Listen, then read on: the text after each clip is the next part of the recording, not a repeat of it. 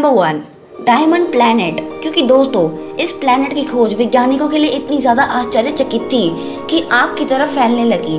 पर दोस्तों असल में इस हीरे की बनी ग्रह की खोज साल 2012 में हुई थी और खोज के बाद इस ग्रह का नाम रखा गया 55 कैनक्री ई और इसकी सतह पर 1/3 भाग हीरे का ढका हुआ है। हालांकि हीरे के अलावा आपको इसमें ग्रेफाइट जैसे और भी चीजें देखने को मिल जाएंगी। शुरुआती समय में वैज्ञानिकों को लगा था कि ये एक रॉकी प्लेनेट है, यानी कि यहाँ पर कई सारे पत्थर वगैरह होंगे, लेकिन काफी रिसर्च के बाद तब ये पता चला कि ये पूरा ग्रह ही तो हीरे से बना हुआ है।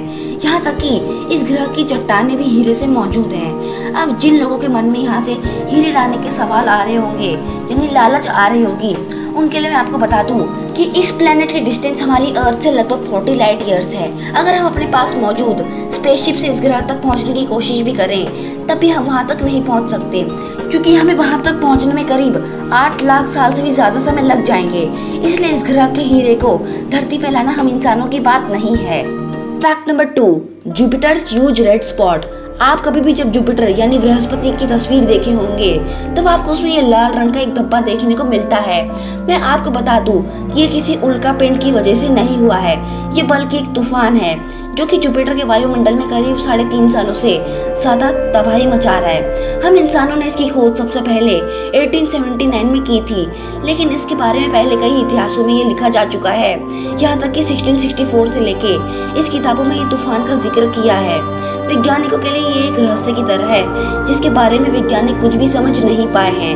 Fact number 3, tardigrades. दोस्तों साल 1772 में वैज्ञानिकों ने ये माइक्रोस्कोप जीव की खोज की थी। केवल इसे माइक्रोस्कोप से ही देखा जा सकता है, पर मैं आपको बता दूं कि ये किसी नॉर्मल जीव की तरह नहीं है। ये बल्कि एक ऐसा जीव है जो कभी मर ही नहीं सकता, क्योंकि वैज्ञानिकों ने इसे पहाड़ की सबसे ऊंची चोटी पे भी रखा तब भी वो नहीं मरा।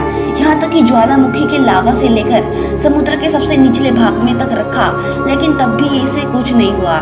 यहाँ तक कि हमें कपकपा देने वाली ठंड से लेकर शरीर को जला देने वाली गर्मी तक में रखा, लेकिन तब भी इस जीव को कुछ नहीं हुआ। यहाँ तक कि वैज्ञानिकों ने इन्हें खाना पीना देकर भी इन्हें मारने की कोशिश की, लेकिन बाद में उन्हें पता चला कि ये जीव 30 साल तक बिना कुछ खाए बिना कुछ पिए जिंदा रह सकता है। इसी वजह से 2007 में वैज्ञानिकों ने इस जीव को अंतरिक्ष में भेजने का निर्णय लिया। और आप यकीन नहीं करोगे कि ये जीव बिना किसी टेक्नोलॉजी और इक्विपमेंट के वहाँ भी सुरक्षित रहने में सक्षम रहा। वैज्ञानिकों का मानना है कि जब तक सूरज रहेगा, यानी जब तक सूरज का अस्तित्व रहेगा, तब तक ये जीवित रहेंगे, यानी जिंदा रहेंगे।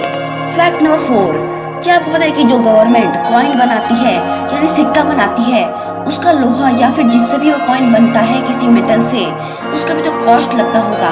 मतलब पैसे को बनाने के लिए पैसा लगता है।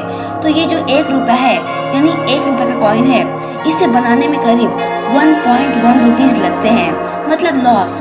और जो बाकी 1 रुपये से ज्यादा कॉइन्स हैं, जैसे कि 2 रुपए, इसको बनाने में 1.28 रुपीज लगते हैं, मतलब वैल्यू से कम ही लगता है।